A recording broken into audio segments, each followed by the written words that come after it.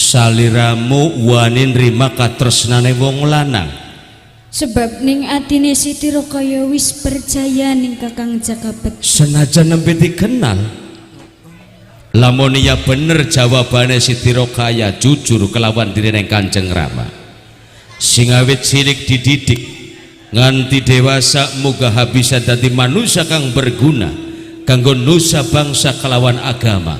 Ananging ibarat uwoh Kanjeng Rama durung ngalami ngunduh tapi sira wis nentokaken sikap tanpa sepengetahuane Kanjeng Rama Kalijaga bakal wis kaya kenen kedadiane percuma Raman didik sira Ndoayu. Ya Allah.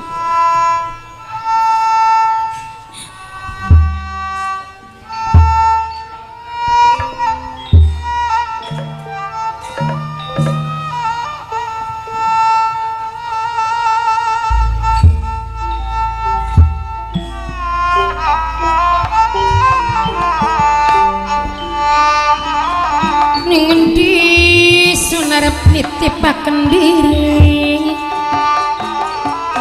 ngendi sunarep nyangsaken raga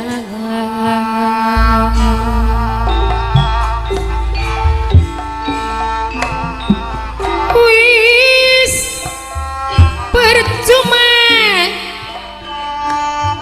wabekal cimot sanajan sampean sompang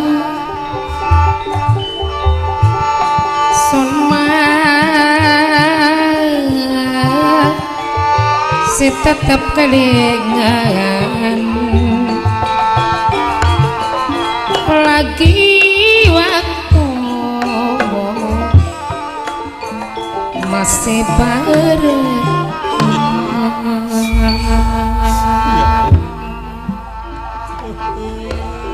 Ampun Gusti Sunan Kalijaga, ana ing bebasa selaksa deduka sewu bebendu asrapate kula nyuwun gesah. Kejadian iki sanes kemawon keturunan jenengan ingkang sawon. Nanging kula Jakabekti ingkang sawon boten mawas diri duweni rasa tresna kelawan keturunan jenengan Siti Rokaya. Ampun Gusti, Jaluk turuning sapak